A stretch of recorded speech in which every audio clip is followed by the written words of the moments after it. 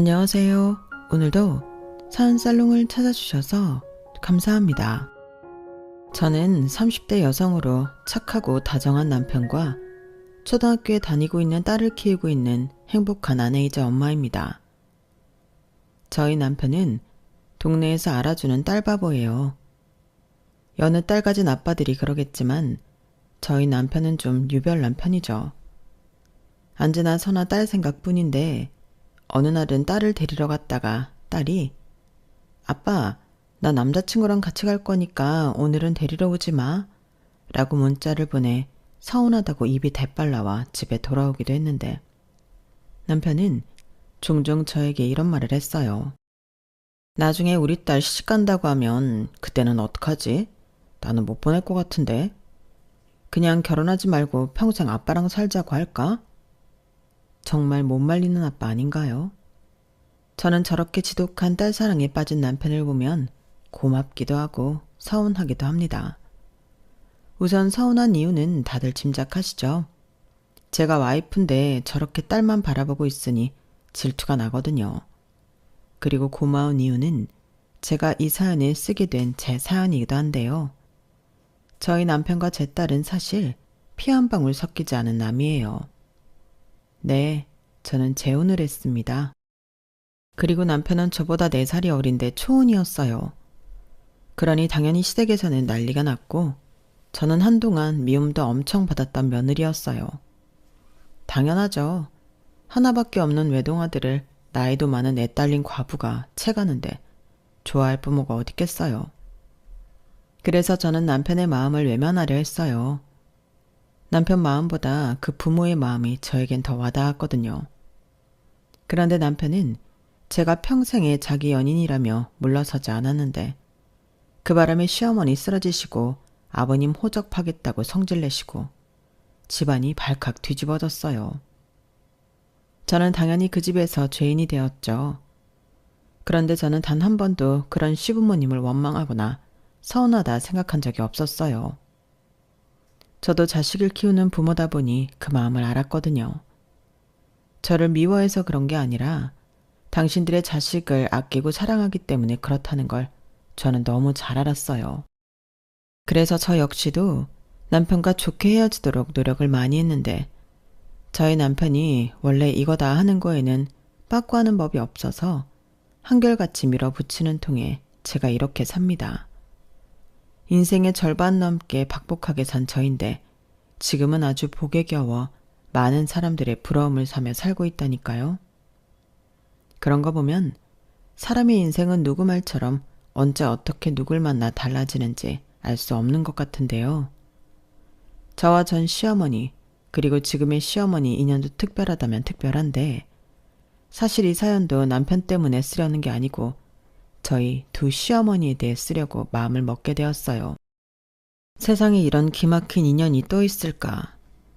당사자인 저조차도 놀랄 일인데 지금부터 제가 살아온 이야기와 더불어 기막힌 저희 시어머니들의 인연을 들려드릴게요.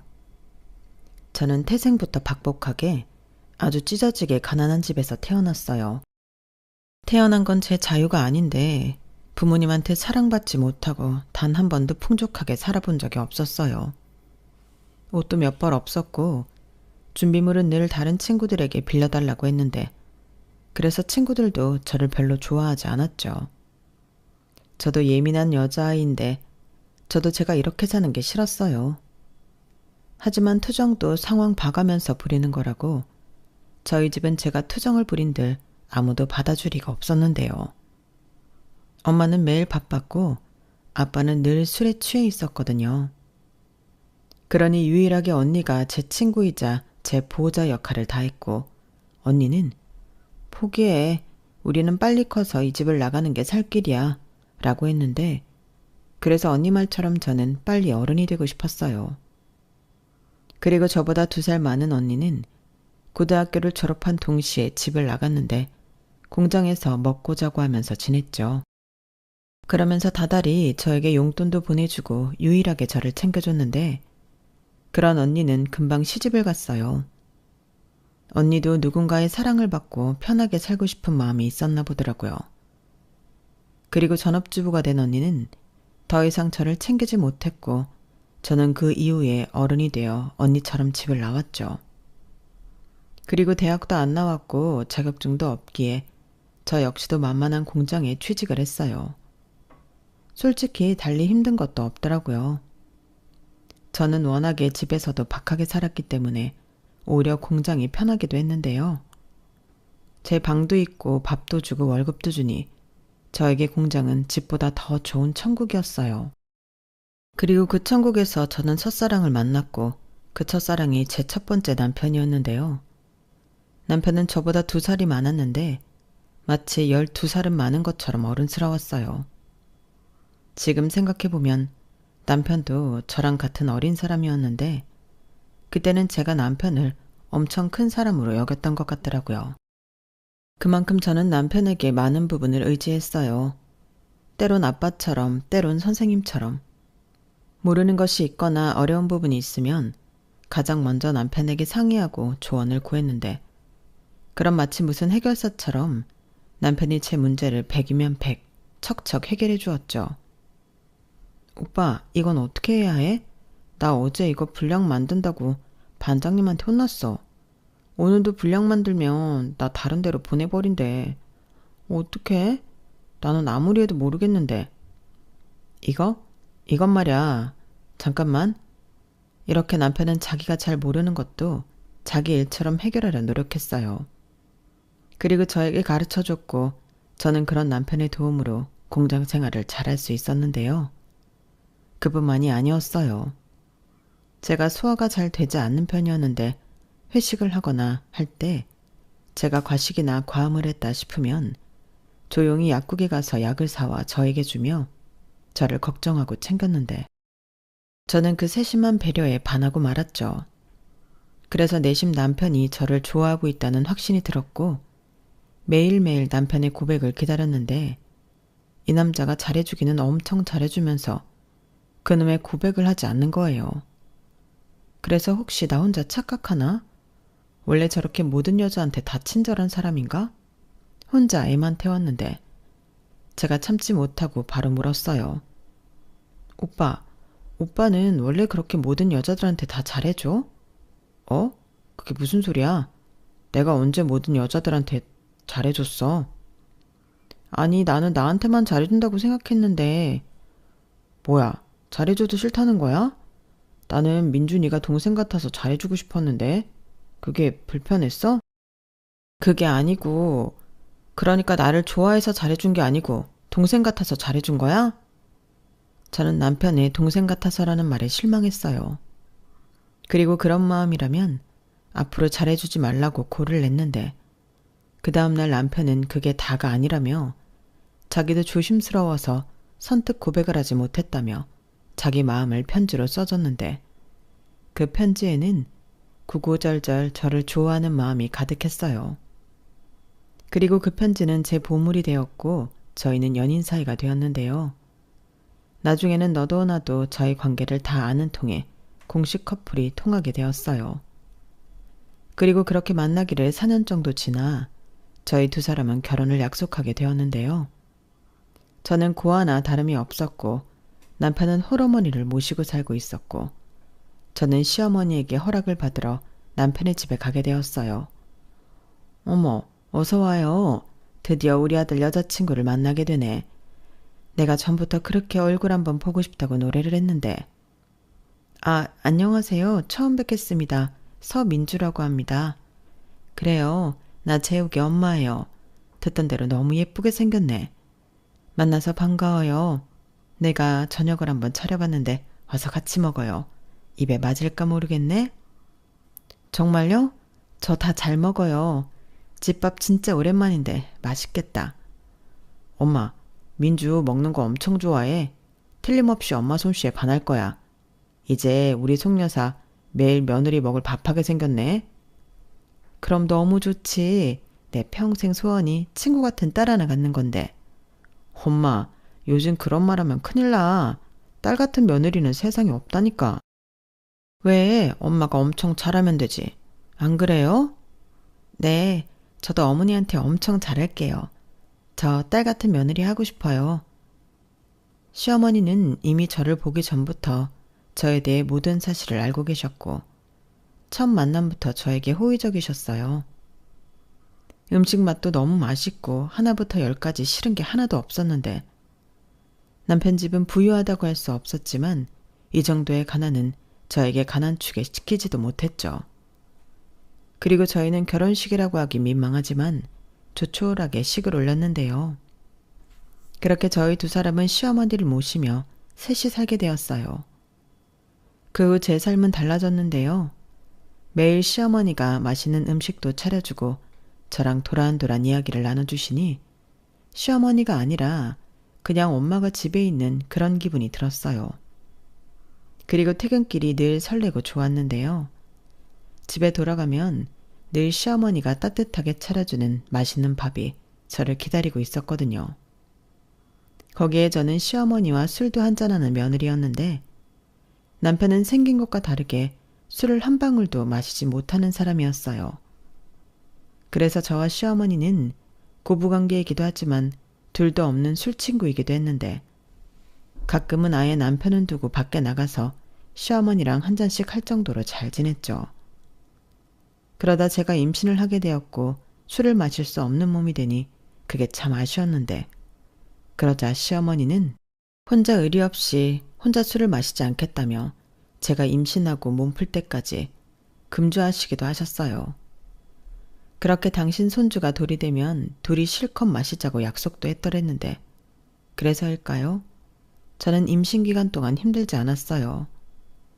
저는 입덧이 좀 심한 편이었는데 그럼에도 불구하고 시어머니가 계셔서 무탈이 넘어갈 수 있었거든요.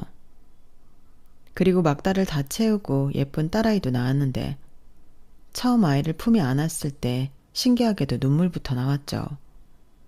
사실 저는 아이를 낳고 어떻게 키워야 할지 몰라서 막막했거든요. 사랑을 받았어야 줄 수도 있을 텐데 받은 사랑이 없으니 사랑을 주지 못할까 저는 무서웠어요. 그런데 막상 아이를 낳고 보니 이 아이만큼은 목숨 걸고 지켜야겠다는 마음이 저절로 들었는데 그게 참 신기했죠. 엄마가 된다는 게 이런 마음이구나 그런 생각을 하면서 우리 부모는 왜 그런 마음을 잊었을까? 마음이 아프기도 했는데요. 그래서 나는 아무리 시간이 지나도 지금의 마음을 잊지 않겠다고 다짐했어요. 그리고 모르는 건 시어머니를 보며 배우자 결심했는데 제 기준의 시어머니는 좋은 엄마였거든요. 그리고 셋에서 넷이 된 우리 가족은 이렇게 소박한 행복을 평생 누리며 행복할 줄 알았는데요. 불행은 예고도 없이 불쑥 찾아왔어요. 저는 임신했을 때부터 공장을 그만뒀는데 아무래도 공장은 3교대다 보니 임신한 몸으로 다닐 수 없었거든요. 거기에 시어머니도 걱정이 많으셔서 저는 아이를 낳은 후에도 공장이 아닌 다른 일자리를 알아볼 생각이었는데 학벌도 없고 기술도 없고 경력이라고는 공장에서 일한 것밖에 없는 제가 할 수 있는 일은 한정적이었어요. 식당 아니면 청소 이 정도였는데 그런 직장은 오랫동안 일을 하는 것이 쉽지 않더라고요. 그러니 옮겨 다니기도 많이 하고 중간에 일을 못 찾아 쉬는 날도 있었는데 그래도 남편이 공장에서 계속 일을 하고 있었기에 주 수입은 있어 안심이었죠. 그런데 공장에서 일을 하고 있을 거라 생각하던 남편이 한순간에 사고를 당했고 몇 시간 전에 웃으며 나간 남편이 5시간 만에 세상을 떠났다고 하는데 거짓말 같았죠. 자기야, 나 다녀올게. 엄마, 나 갔다 올게요. 우리 공주 잘 놀고 있어. 아빠가 올 때 우리 공주 좋아하는 아이스크림 사올게. 이렇게 말하며 밝은 얼굴로 출근한 남편이었는데 그 말이 그 모습이 마지막이었다니 저는 꼭 누가 저희 가족에게 장난을 치고 있는 것만 같았어요.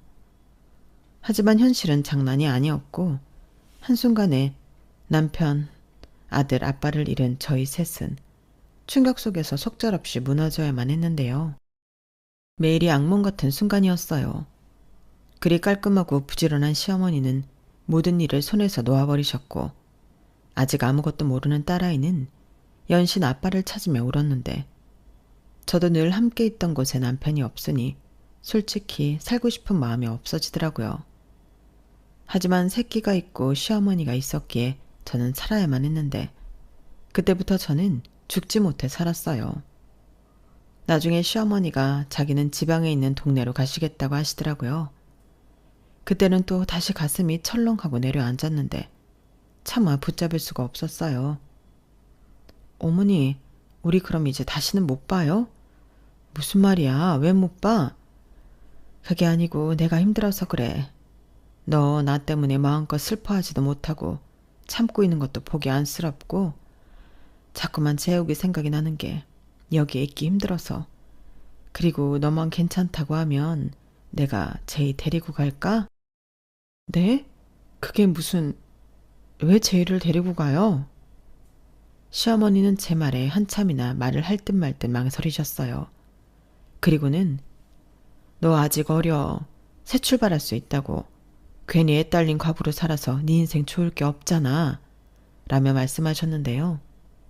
저는 처음으로 그날 시어머니가 미웠어요. 시어머니의 마음을 몰라서가 아니라 새 출발이라는 말이 영영 연을 끊자는 말처럼 들렸는데 저는 필사적으로 그건 안 된다고 처음으로 날을 세웠죠. 그러자 시어머니는 조금 당황한 모습이셨는데요. 이내 제가 당신의 뜻을 오해했다고 생각하셨는지 그래 알겠어. 나는 그런 뜻은 아니었다. 너 생각해서 네가 너무 아까우니까 그랬지. 네가 싫으면 내가 더 이상 말하지 않을게. 라며 제 눈치를 보셨어요.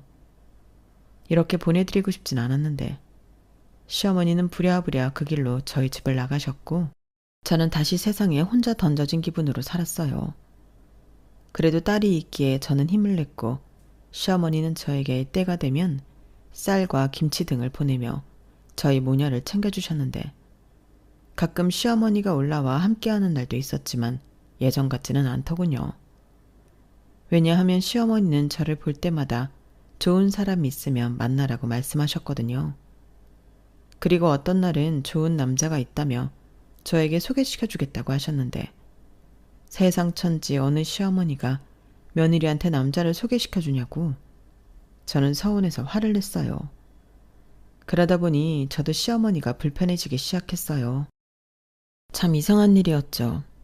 그렇게 좋아하던 시어머니였는데 그런 시어머니가 불편해지다니 마음이 아프고 씁쓸했는데요. 그렇다고 제가 시어머니 마음을 모르는 것도 아니었어요. 당신은 제가 아까우니까 자기 아들 있고 새 출발했으면 하셨겠죠.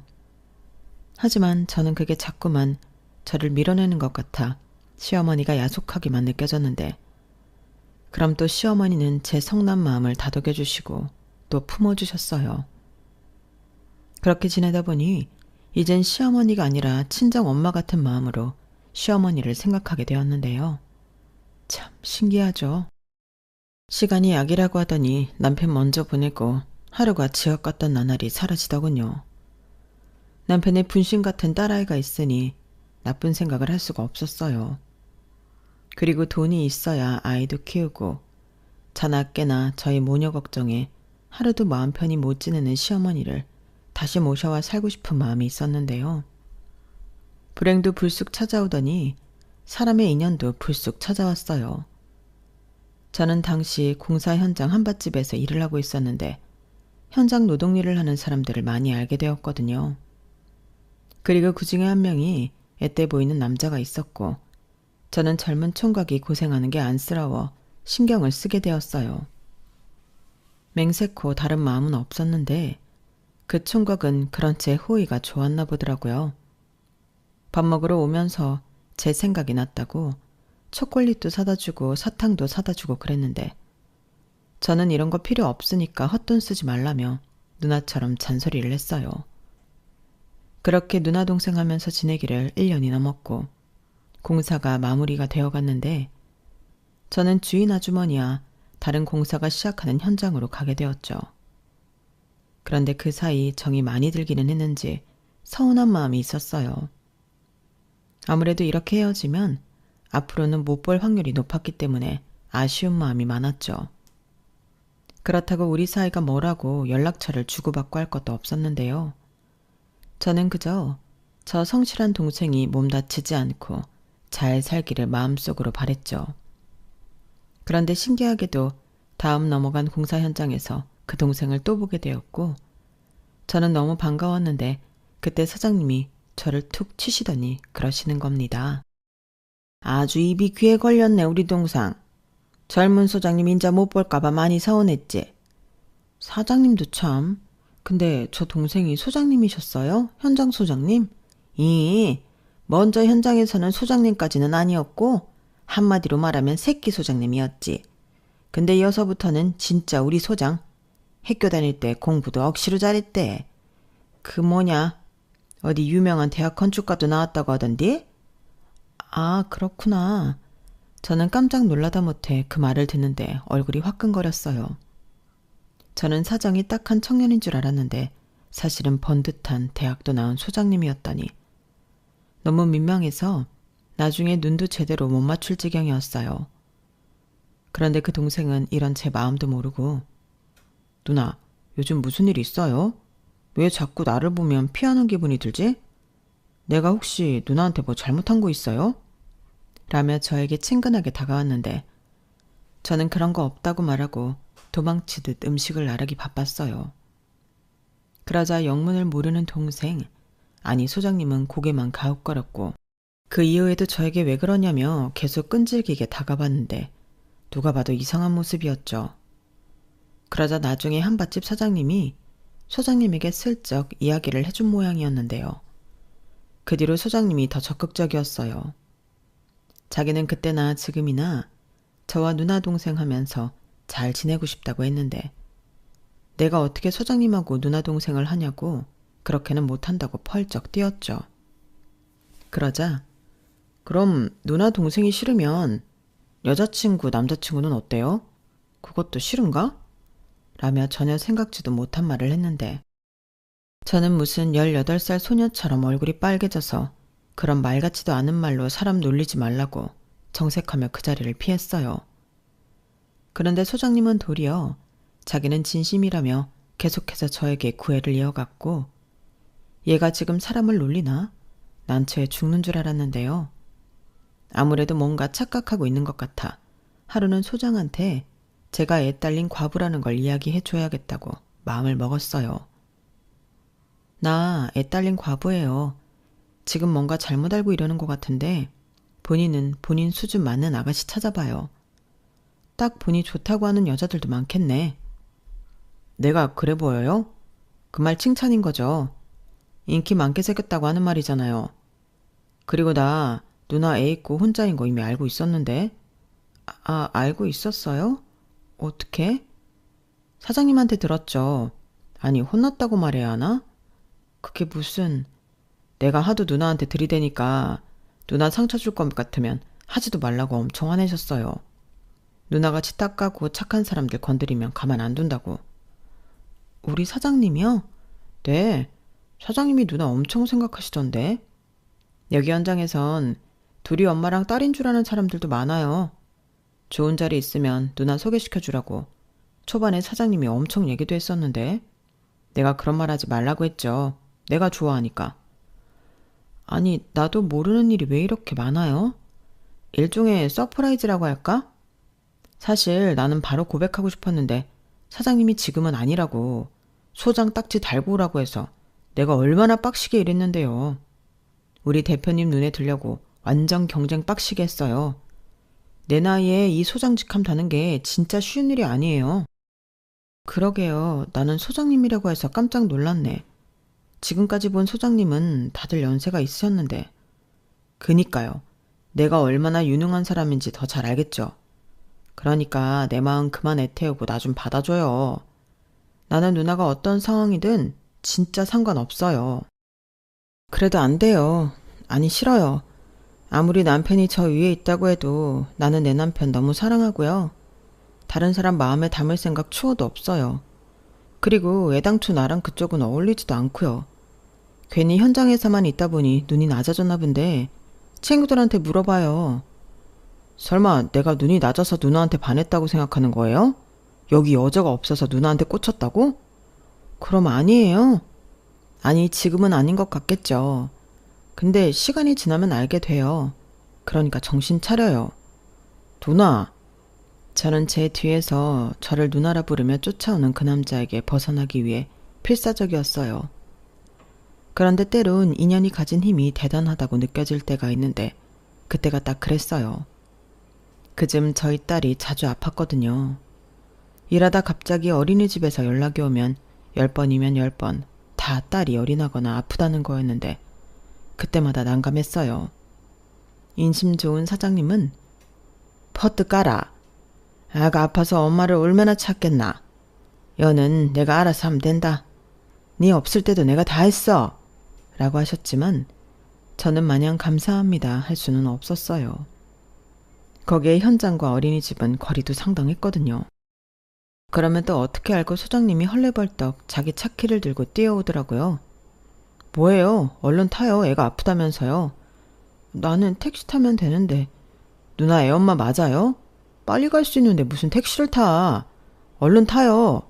어린이집 주소 빨리 알려주고. 애 많이 아프대요? 열이 좀 난다고 연락이 왔는데 요즘 독감이 유행이라. 독감이면 안 되는데. 독감 그거 고생하잖아요. 애가 얼마나 아플 거야. 저는 저보다도 더 설레발치는 그 남자를 보며 기분이 이상했어요. 분명 걱정스러운 마음은 제가 더 클 텐데 남이 저렇게 허둥지둥거리며 저에게 닥달을 하니 마치 하늘나라에 간 남편이 잠깐 내려온 것 같은 기분이 들었거든요. 그리고 만약 남편이 사고로 그렇게 되지 않았다면 분명 저런 모습이지 않았을까. 그런 엄한 생각도 그 사이 했는데 그런 생각을 하고 있는 저를 보며 저는 제가 너무 싫었어요. 사리 분별도 못하고 주책이라는 생각이 들었거든요. 그리고 저는 고맙다는 말을 계속하며 딸의 어린이집에 도착했고 바로 소아과에 도착해 검사를 받았는데요. 유행하는 그 독감이 맞다고 하시더군요. 하는 수 없이 아이는 일주일 동안 어린이집을 쉬어야 했고 저는 그런 딸을 간호하며 챙겨야 했기에 일을 나가지 못했는데 그날 이후 매일 저녁 소장님이 아이 먹을 것, 장난감 같은 것을 사와 집 앞에 두고 갔어요. 집에만 있으면 심심하고 답답하지 않겠냐고요. 마치 산타 할아버지처럼 소장님은 저희 딸을 챙겼는데 그래서 딸아이는 영문도 모르고 산타 할아버지가 크리스마스도 아닌데 매일 오신다며 좋아했어요. 저도 당연히 고맙고 좋았죠. 하지만 마냥 좋아할 수 없었기에 부담도 됐는데요. 그래서 한 번은 돈 봉투를 조금 준비해 이제 그만하라고 했죠. 이게 뭐예요? 왜 사람 성의를 이렇게 무시해요? 나 이거 누나한테 해주는 거 아니고 제이한테 해주는 거예요. 뭐가 됐든 내가 부담스럽다고요. 솔직히 소장님이랑 우리 상관없는 남이잖아요. 전에는 고마웠어요. 내가 본의 아니게 신세진 거 맞고 내가 언젠가는 그 신세진 거 갚을 거니까. 누나 정말 너무하네요. 내가 언제 신세진 거 갚으라고 했어요? 나는 내가 좋아서 하는 거예요. 누나 나 밀어내는 거 나 충분히 이해하는데 누나 상황 때문에 그런 거라면 나한테 기회를 주면 안 돼요? 나 잠깐의 마음을 이러는 거 아니에요. 나는 뭐 처음부터 쉬웠는 줄 알아요? 나도 내가 왜 그러는 건지 수없이 생각했어요. 그런데 어떡해. 내가 너무 좋아하는데. 나는 누나가 어떤 사람이든 어떤 상황이든 누나가 좋다고요. 아니, 네가 좋다고요. 저는 막무가내로 저에게 다가오는 소장님의 대찬 고백에 순간 말을 잇지 못했어요. 심장이 튀어나올 정도로 뛰는데 어찌할 바를 모르겠더라고요. 그리고 그날 밤 저는 제 상황이 아닌 제 마음을 온전히 들여다보기 시작했는데요. 그때가 남편을 보내고 혼자가 된 지 3년이 되었더군요. 3년. 어찌 보면 얼마 되지도 않은 짧은 시간처럼 느껴졌는데 아무것도 모르고 좋다고 웃고 있는 남편 사진을 보며 저는 미안했어요. 분명 내 사랑은 한 사람뿐이고 당신이 여기 없으니 내 사랑도 여기 없다고 생각했는데 꼭 그런 것 같지도 않았거든요. 하지만 저는 제 처지를 너무나 잘 알고 있었고 더 이상 상처받고 싶지 않았기에 저는 제 마음을 숨기기로 했는데 저는 훗날 사장님에게 다른 일을 찾겠다고 이야기했죠. 와, 네 좋다는 남자가 여기 있는데 뭐시 무서워서 도망을 가는데. 아시잖아요. 그리고 저 남자 부모는 무슨 죄예요? 나라도 싫어. 네 지금 남 걱정하느라 이러는 기가? 남 걱정 아니고 내 걱정이요. 저 상처받기 싫어요. 애 딸린 과부라고 얼마나 저를 반대하겠어요? 아이고 마 승질도 급하다. 니 지금 시집가나? 와 벌써 그 부모까지 신경을 쓰는데 과부는 뭐 사랑도 못하나? 사랑은 무슨 됐어요. 저는 차고 넘치게 다 해봐서 이젠 안 해도 돼요. 아시잖아요. 저는 저희 딸만 잘 키우고 우리 어머니만 건강하게 잘 모시면 돼요. 열분났다. 누가 들으면 친정엄마인 줄 알겠네. 니는 니가 하나도 안 아깝나? 니 아직 청춘이다. 그래서만 니 시어머니도 니 새 출발하라고 그렇게 정 떼려고 하는데 니는 모르겠나? 그런 소리 마세요. 정을 왜 떼요? 가족이 어떻게 헤어져요? 저는 못해요. 아니 싫어요. 아무튼 그런 이유로 저는 다른 일 찾아볼게요. 그동안 제 사정 다 봐주고 잘해주셨는데 죄송해요. 죄송한 건 안 아부자. 이래서 머리 검은 것들은 잘해줘도 소용도 없다. 이제 좀 나도 니 덕 보고 쉬엄쉬엄 하나 했더니 인자 다시 쇠가 빠지게 일해야 되잖아. 니 4명에 못 살면 니도 거기에 지분 있다. 사장님도 참 사람 마음 불편하게. 그럼 남 뒤통수 치면서 마음까지 편하려고 했나? 니 가서 내내 불편하게 살아라. 그래야 아쉬우면 내 찾아오지. 사장님은 제가 만난 사람 중에 몇 안 되는 좋은 분이셨어요. 그래서 이렇게 헤어져도 영영 못 본다고 생각하지 않고 내가 챙길 어른이라고 생각했는데 사장님은 제가 생각한 것보다 훨씬 많이 서운해 하시더라고요. 사실 사장님도 젊어서 남편을 병으로 잃고 홀로 남매를 키운 저와 처지가 비슷하신 분이었거든요. 그리고 저한테 자기는 너무 후회되는 게 남편 보내고 일만 한 게 최고로 후회스럽다고 하셨는데요. 아마도 그런 후회가 있었기에 저는 그러지 않길 바라셨나 보더라고요. 하지만 사장님도 그랬겠지만 저 역시도 먼저 간 남편을 배신하고 다시 누군가를 좋아하기는 쉽지 않았어요. 누군가는 그게 왜 배신이냐고 한심한 소리 하지 말고 산 사람은 살아야 한다고 할 수도 있겠지만 저는 그럴 수가 없었어요. 제 마음이 불편했거든요. 그리고 이런 제 처지를 지금 당장은 이해한다고 해도 나중에는 원망하게 될 것 같아 그것도 믿고 싶지 않았는데요. 그래서 저만 좋다는 소장님의 마음을 받아줄 수가 없었어요.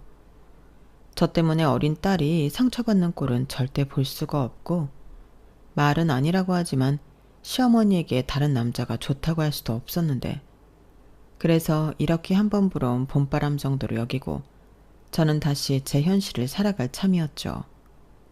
그런데 그렇게 끊겼다고 생각한 인연은 참 즐기기도 했는데 젊은 청년의 마음은 제가 아무리 외면하려고 해도 저만 바라보더군요. 자기 마음을 받아달라고 조르지도 않고 언제나 그 자리에서 저만 보며 기다리고 있는데 왜 저러는 걸까? 저는 저 역시도 시간이 지나면 변할 줄 알았어요. 사람 마음이 얼마나 간사한데요. 그러니 지금은 애틋해서 혼자 저러고 있겠지만 시간이 지나면 내가 왜 그랬지? 하며 뒤도 돌아보지 않고 그 자리를 떠날 줄 알았는데 그 뒤 1년이 지나고 2년이 지나도 그 사람은 언제나 저만 바라보고 있었어요. 참 징한 사람이었죠. 어디 모자란 놈인가 싶을 정도로 여자 보는 눈도 없었어요. 그 사람은 늘 그 자리에서 제가 곤란한 일을 겪거나 도움이 필요할 때만 구세주처럼 나섰어요. 그리고 저희 딸은 초등학생이 되었고 이젠 딸아이도 알 만큼 그 사람의 마음은 유별나게 일편단심이었죠. 저도 점차 마음이 움직이게 되더군요. 정말 그러고 싶지 않았는데 이젠 그 사람만 생각하면 심장이 꽉 조여오는 것처럼 마음이 아팠어요. 아무리 딸만 바라보며 산다고 하지만 가끔은 저도 사람이고 여자인데 외로울 때가 있었거든요. 남들 애인이다 남편이다 사랑받는 여자들 보면 그게 그렇게 부러울 수가 없었어요. 어느 순간부터 그럴 때면 죽은 남편이 아닌 그 사람이 먼저 떠올랐어요. 이런 내가 너무 싫은데 저절로 그러게 되더라고요.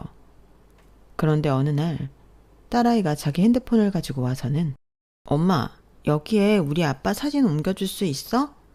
다른 애들은 엄마 아빠 사진 다 있는데 나는 아빠 사진이 없으니까 좀 그래 라고 하더군요. 그때 들썩이던 마음이 다시 한번 쿵 하고 내려앉았어요. 그리고 아이의 부탁을 들어주고 그날 저녁 저는 혼자 그래, 내가 지금 누굴 생각하는 거야. 내 남편은 한 명이고 우리 딸 아빠도 한 명이야. 서민주, 정신 차려. 라고 제 자신에게 말했는데요. 그러던 어느 날 아주 오랜만에 한밭집 사장님한테 연락이 왔어요. 저는 너무 반갑게 어머 사장님 잘 지내셨어요? 라고 전화를 받았죠.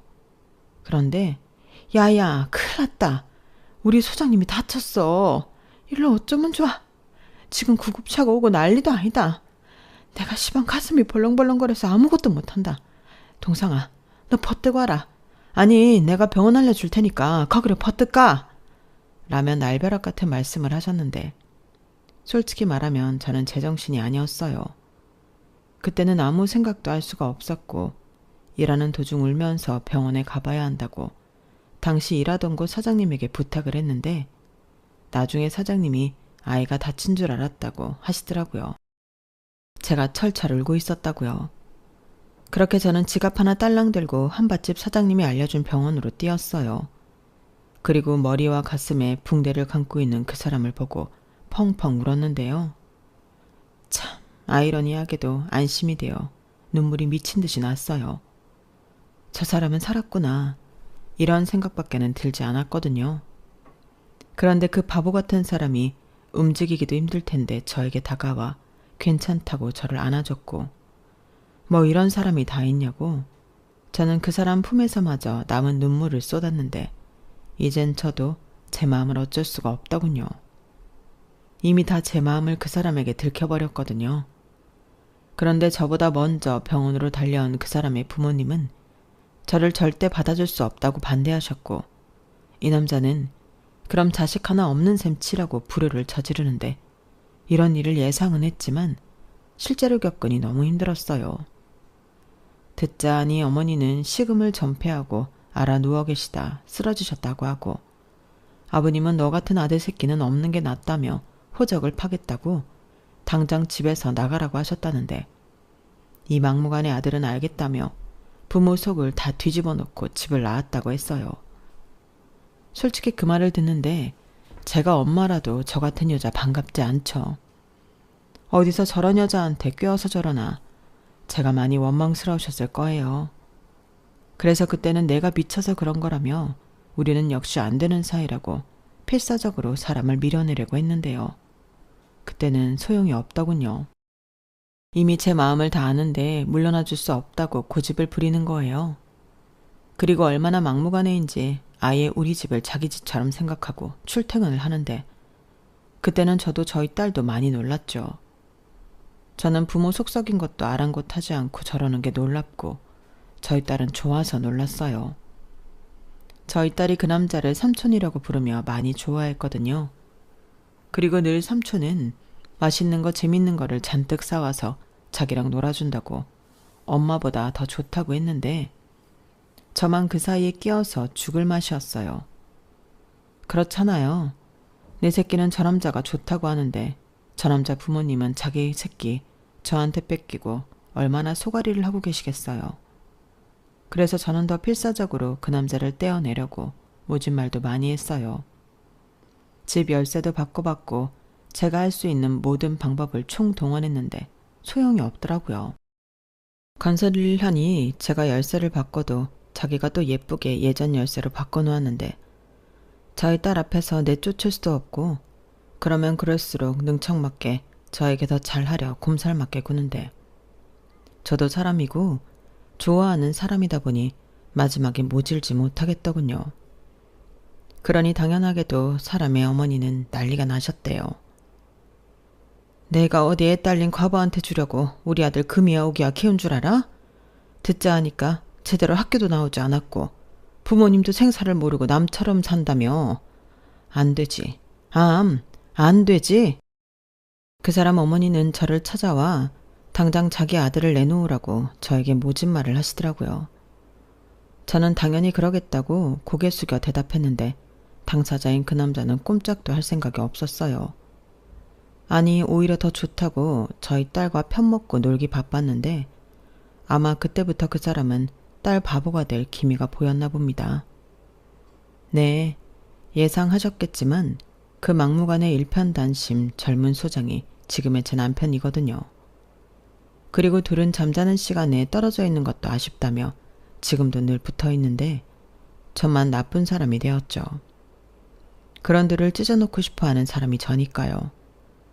하지만 그 사람의 미래를 위해서라도 저는 그 사람의 짝이 아니라 생각했고, 저는 그 사람에게 부모님 속 그만 썩이고 본인하고 잘 어울리는 여자 만나서 효도도 하고 행복하게 살라고 했는데요.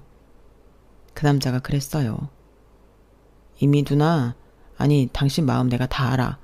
다 들켰으면서 이제 와서 그런 말 한다고 내가 눈 하나 깜짝할 줄 알아? 그냥 좋으면 좋다고 해. 사람이 왜 그렇게 솔직하지가 못해? 우리 엄마가 아무리 무섭게 해도 자식 이기는 부모는 없어. 두고 봐. 우리 엄마 아빠가 두 손 두 발 들고 우리 받아줄 거야. 라며 징글징글하게 말을 듣지 않았는데 저는 저 말을 듣고 더 불같이 화를 냈어요. 자식 이기는 부모 없다는 말이 그게 그 뜻이냐고. 우리 딸이 나중에 똑같은 소리 할까 무섭다고 했더니 걱정하지 마. 그땐 내가 당신 옆에 있잖아. 그리고 방금 내 딸 아니고 우리 딸이라고 했다. 그 우리에 나도 있는 거지?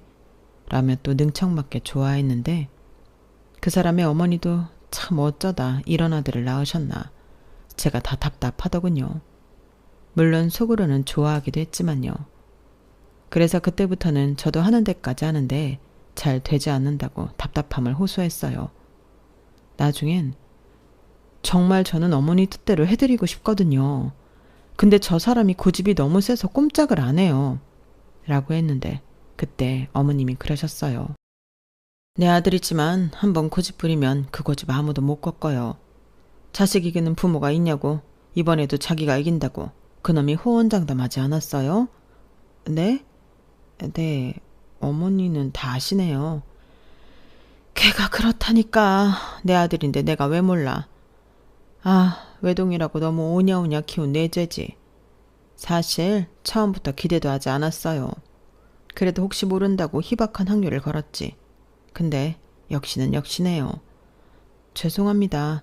그래도 시간을 더 주시면 제가 더 노력해 볼게요. 무슨 더 노력을 더해요?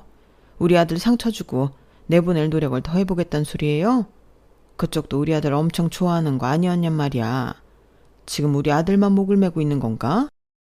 아니, 그럴 리가요. 그게 아니고 제가 감히 엄두도 낼 수 없는 사람이잖아요. 그래서 어머니 마음이 더 이해가 가고 그래서 이름이 뭐라고 했지? 서민정입니다. 아, 민정 씨는 원래 그렇게 자신감이 없는 사람인가? 나야 내 자식이 제일이니까 민정 씨 마음 생각하지 않고 말했지만 민정 씨는 스스로 그렇게 생각하면 안 되지. 자식도 있는 사람이. 그야 그렇지만 저도 주제 파악 정도는 잘해요. 어릴 때부터 눈치 하나로 컸거든요. 그리고 제가 이런 문제가 아니라면 자신감이 없거나 그런 사람은 아닌데 저도 자식이 있다 보니까 어머니 마음이 너무 이해가 돼서요. 지금 나한테 병 주고 약 주는 거지?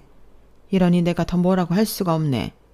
일부러 그러는 거면 내가 민정 씨한테 두 손 두 발 다 드는 거고 일부러 그러는 게 아니라면 그 마음 잘 알겠어요. 가서 우리 아들한테 전해요. 내가 정식으로 밥 한번 먹자 한다고. 내 말 무슨 뜻인지 알죠? 그때 딸도 같이 데리고 와요. 네? 그게 무슨... 설마... 그 설마가 맞아요. 뭐 완전히 다 허락한 건 아니고 우리 남편도 설득을 해야지. 그러니까 그냥 한번 제대로나 보자고. 그럼 우리 아들한테 자세한 얘기는 해놓을 테니까 우리 그땐 좀 다른 모습으로 봅시다. 그때는 나도 편하게 할게. 저는 그 말들을 듣고 어안이 벙벙했어요. 무슨 이런 김 빠지는 일이 있나 정말 이상했는데 제 말을 전해 들은 그 남자는 좋아서 방방 뛰더군요. 오죽하면 밑에 층에서 무슨 일이 있냐고 놀라서 올라오셨는데 죄송하다고 처음으로 조용히 시키겠다고 사과도 해봤네요. 그리고 그 남자와 저희 딸 그리고 저 이렇게 정식으로 초대라는 걸 받고 그 사람 본가에 가게 되었는데 그때도 기분이 참 이상하더군요. 내가 이래도 되나?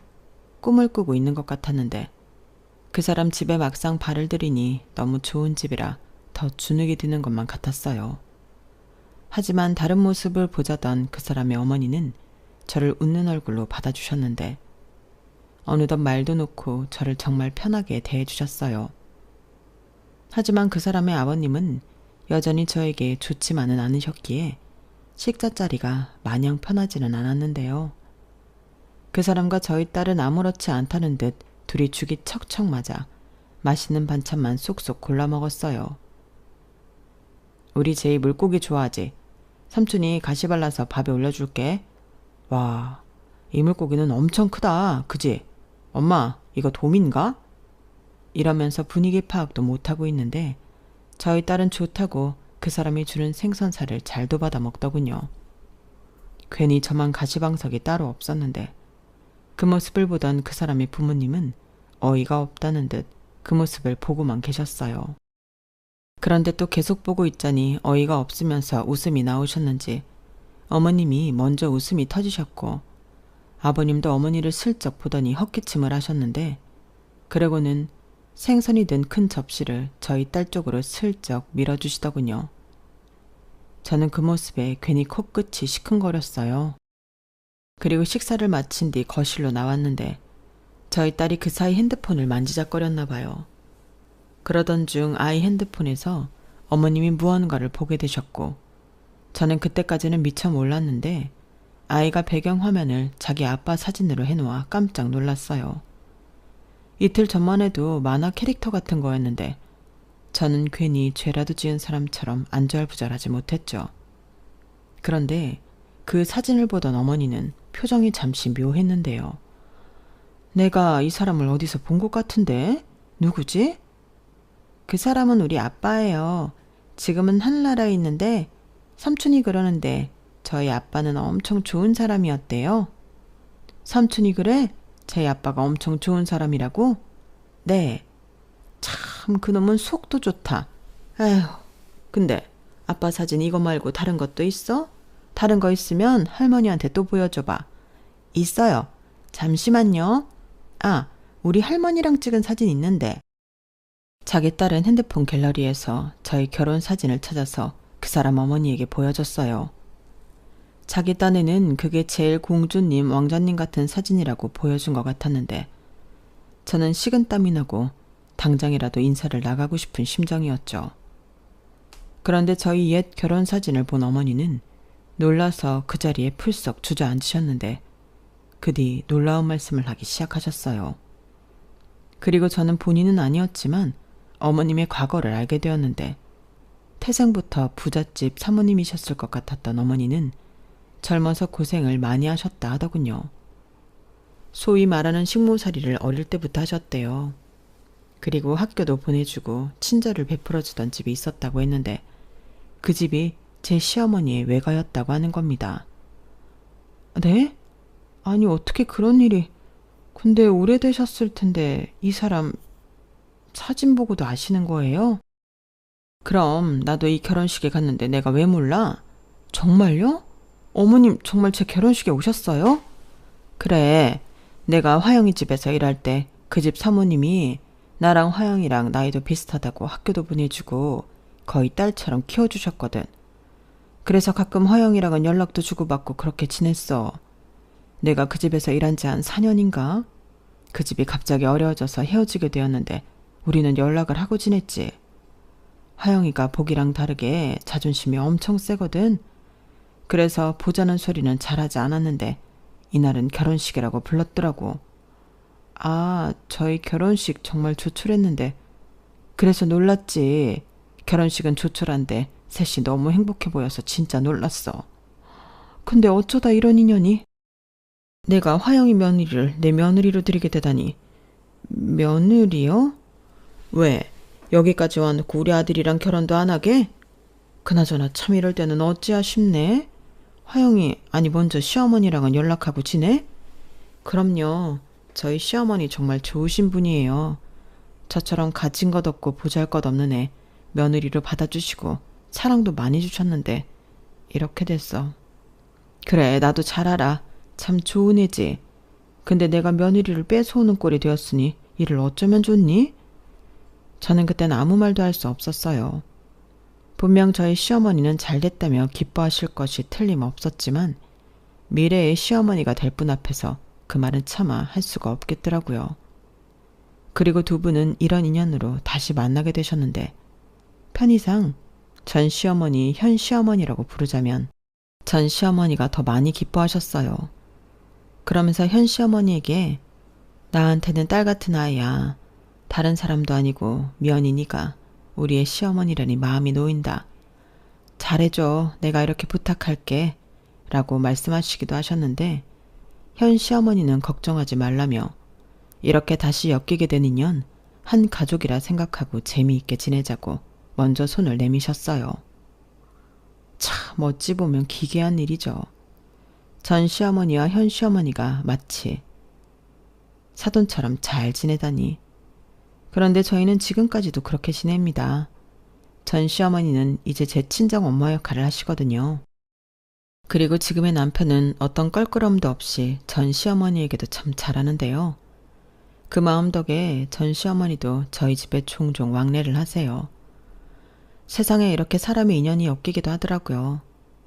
솔직히 다른 사람 눈에는 어찌 보일지 몰라 가끔 전 시어머니를 보고 누구냐고 묻는 사람에겐 친정 엄마라고 말하고 있는데 하늘에 있는 아이 아빠가 서운해하지 않을까 마음이 쓰이곤 합니다. 자기 엄마 뺏어갔다고 삐쳐있으면 어쩌죠? 하지만 이렇게라도 제가 사랑하는 어머니를 곁에 두고 효도를 할 수 있어 다행이라고 생각해요. 그것도 몰래 하는 그런 게 아니라 지금의 남편과 저희 딸, 현 시어머니까지 모두 어울려 잘 지낼 수 있다니 이런 인연을 만나게 해준 하늘에 감사할 뿐입니다. 저는 가끔 이런 생각을 해요. 어쩌면 하늘에서 먼저 떠난 게 미안했던 아이 아빠가 지금의 남편을 저에게 보내준 것이 아닐까 하고요. 그러지 않고서야 나이도 많고 애도 있는 제가 뭐가 좋다고 저렇게 저만 바라보고 그 오랜 시간을 기다릴 수 있겠어요? 저는 앞으로도 저에게 모든 걸 다 바친 남편에게 제 남은 사랑을 모두 주며 오래오래 행복하고 싶습니다. 오랜 시간에 태운 만큼 제가 더 많이 사랑해 주려고요. 비록 지금은 딸에게 뺏겨버린 것 같기도 하지만 저는 그것도 너무 좋아요. 평생 아빠라는 자리는 못 채워줄 것만 같았는데 세상에서 가장 멋진 아빠가 되어준 남편에게 고맙고 사랑한다는 말을 전하고 싶습니다. 끝으로 제가 너무 사랑하는 전 시어머니와 현 시어머니에게 하고 싶은 말이 있는데요. 부디 오래오래 건강하게 제 곁에 있어주세요. 제가 효도 많이 하고 나중엔 두 분 사이좋게 크루즈 여행도 보내드리겠습니다. 요즘은 그런 생각으로 더 열심히 일하고 있거든요. 그리고 남편과 오손도손 할머니 할아버지가 될 때까지 알콩달콩하게 지내고 싶은 마음인데 많이 아팠던 만큼 남은 인생은 행복하고 싶습니다. 이상 제 파란만장하고 신기한 사연은 여기까지입니다. 제 사연 어떻게 들으셨나요? 가끔 세상에 놀라운 일이 벌어진다고 하던데 저는 그게 제 일이 될 줄은 꿈에도 몰랐어요. 그리고 그 덕에 이렇게 사연도 써보게 되었는데 앞으로 저는 스쳐가는 인연이라도 소중하게 열심히 살아보도록 노력하겠습니다. 언제 어디에서 어떻게 다시 만나게 될 인연이 될지 모르잖아요. 그리고 이왕이면 그 사람에게도 제가 꽤 괜찮은 사람으로 기억되길 바라는 마음인데 좋은 일은 꼭 이렇게 다시 돌아오나 봅니다. 그러니 더 좋은 마음으로 살아갈 수밖에요. 그리고 이런 세상의 진리를 저희 딸도 꼭 알았으면 하는데 저희 딸이 살아갈 미래는 더 따뜻하고 밝았으면 좋겠습니다. 그럼 여기서 제 사연은 줄이고요. 지금까지 사연 들어주셔서 감사합니다. 여러분들의 인생에도 좋은 인연들만 가득하길 바라며 안녕히 계세요. 여러분, 사연 댓글에 응원과 현명한 조언 부탁드려요. 좋아요와 구독은 저에게 큰 힘이 됩니다. 오늘도 좋은 일 가득하세요.